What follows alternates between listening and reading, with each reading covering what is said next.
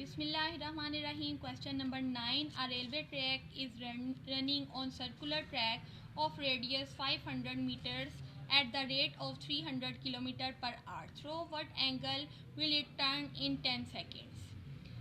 क्या कह रहा है कि रेलवे ट्रेन है जो सर्कुलर ट्रैक है उसके ऊपर रन कर रही है. एंगल उसका वो जो रेडियस है वो क्या है ये हमारे पास गिवन कर दिया है कि 500 सेंटीमीटर है.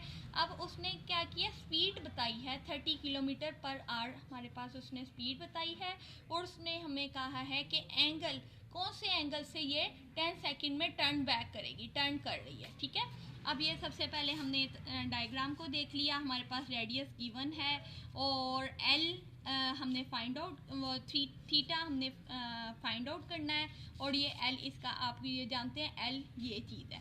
एल को हम इसका डिस्टेंस भी कह सकते हैं क्योंकि इधर से लेके इधर तक जाने में इसने ये डिस्टेंस कवर किया. उसने कहा है, अब वो कह रहा है कि 10 सेकंड में ये कितना डिस्टेंस कवर करेगी, किस एंगल से जाएगी.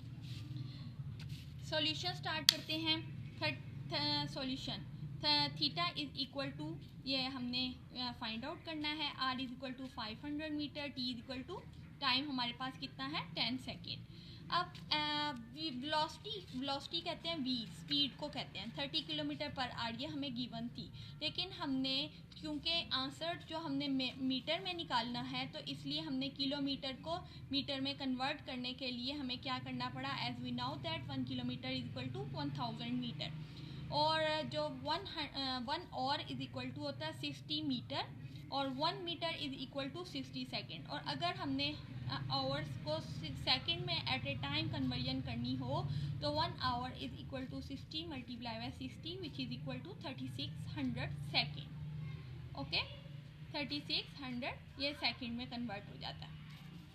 तो क्या हुआ, 30 और किलोमीटर हमारे पास हमने जैसे इधर मीटर में कन्वर्ट करने के लिए 1000 मीटर किया था तो 1000 और किलो आवर्स को सेकंड में कन्वर्ट किया तो 3600 से डिवाइड कर दिया. ठीक है, क्योंकि इधर भी डिवाइड हो रहा था इधर भी डिवाइड कर दिया. अब सारा ये किया, इसको सिंप्लीफाई किया, 300/36 आया. कटिंग वगैरह करके हमारे पास फाइनल आंसर आ गया v is equal to 25/3 metre पर सेकेंड. अब L is equal to V multiply by T. हमने फिजिक्स में भी जैसे फार्मूला पढ़ते हैं S is equal to V T यानी डिस्टेंस मल्टीप्लाई बाय टाइम. तो वेलोसिटी भी निकालने का, स्पीड निकालने का फार्मूला होता है हमारे पास S/T. इधर हमारे पास दो चीज़ें गिवन थी. क्या क्या चीज़ें गिवन थी, हमारे पास वेलोसिटी यानी स्पीड भी इसकी पता थी और टाइम भी पता था. तो हमने जो जो चीज़ें हमें पता थी वो हमने इसके अंदर वैल्यू सब्सटीट्यूट कर दी. v इज इक्वल टू हमने जैसे ऊपर निकाला है कि v हमारे पास क्या है 25/3 मीटर पर सेकेंड और टाइम क्या है हमारे पास 10. इसको सिंप्लीफाई किया, आंसर आ गया 25/3 मीटर. अब क्या किया, L is equal to R into theta और theta is equal to L by R. अब वैल्यू आपको पता है कि L की हमने वैल्यू निकाली 250/3 मीटर. 250/3 इधर सब्सटीट्यूट कर दिया और आर रेडियस क्योंकि डिवाइड हो रहा है तो इधर डिवाइड के साथ ही इसकी वैल्यू हमारे पास ऊपर क्या थी 500 मीटर. अब क्या हो गया, L is equal to 250/3 divided by 50 है इसलिए 1/500. अब इसको सिंप्लीफाई किया तो आंसर आ गया 1/3 मल्टीप्लाई बाय 2. अगर आपको कटिंग नहीं आ रही तो मैं आपको इजी मेथड से कटिंग भी सिखा सकती हूँ. ये 2 0 को 0 से कटिंग कर दिया, 5 5 25 5 10 50. तो ये सारा कटिंग वगैरह करके 1/6 रेडियंस ये हमारा फाइनल आंसर आ गया. This is the most common, this is the most important question in this exercise. और ये क्वेश्चन जो है लाहौर बोर्ड में 2019 में आ चुका है. शुक्रिया. बिस्मिल्लाहिर्रहमानिर्रहीम. अस्सलाम वालेकुम. Chapter 9 exercise 9.1 question number 11. The pendulum of a clock is 20 centimeter long and it swings through an angle of 20 degree each second.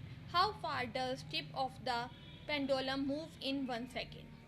Diagram को देख लेते हैं कि डायग्राम में उन्होंने हमें क्या बताया कि हमने एक ये पेंडुलम बना दिया, ये स्विंग कर रहा है, कह रहा है at an angle of 20 degree और इधर रेडियस हमारे पास गिवन हुआ है वो 20 सेंटीमीटर है। हमने क्या फाइंड आउट करना है, इसकी लेंथ फाइंड आउट करनी है कि इसकी क्या लेंथ है, ठीक है, लेंथ को फाइंड करना है। अब सबसे पहले एल हमने ये गिवन वो फाइंड आउट करना है। रेडियस हमारे पास गिवन है 20 सेंटीमीटर, थीटा हमारे पास यानी एंगल जो है वो 20 डिग्री के इक्वल है। अब क्योंकि हमने आंसर जो देना है ना वो रेडियंस में देना है, तो इधर हमारे पास आंसर है थीटा जो है हमारे पास डिग्री में है, तो इसको डिग्री को रेडियंस में कन्वर्ट करने के लिए as we know that 1 degree is equal to pi over 180 radians, ठीक है। तो इसीलिए क्या किया कि 20 डिग्री था, डिग्री को रेडियंस में कन्वर्ट करना था, तो इसलिए क्या किया 20 मल्टीप्लाई बाय पाई ओवर 180। अब इसको अगर कट आउट करते हैं 2 के टेबल से, 2 1 ज़ार 2, 2 9 ज़ार 18, तो आंसर आता है पाई बाय 9। ये हमारे पास क्या आ गया, पाई बाय 9 आ गया। As we know that the value of pi is 22/7, therefore put the value of 22/7 in this equation. Pi 22/7 multiply by 9, 22 multiply by 9 7 are 63 radiance. अब हमारे पास क्या हो गया, थीटा की वैल्यू जो है हमारे पास, एंगल हमारे पास क्या आ गया 22/63 रेडियंस। अब फार्मूला हमें पता है कि सारे 9.1 में हमने पीछे फार्मूला यूज़ करते आ रहे हैं, L is equal to R theta. हमारे पास आर की भी वैल्यू गिवन है वो which is equal to 20 centimetre, और थीटा जो हमने बहुत मुश्किल के बाद फाइंड आउट कर लिया है 22/63। पुट दीज वैल्यूज़ और अगर सिंप्लीफिकेशन करने के बाद 440/63 सेंटीमीटर्स आता है। अगर इसको डिवाइड करके आंसर निकालें 6.98 centimetre which is approximately equal to 7 centimetre.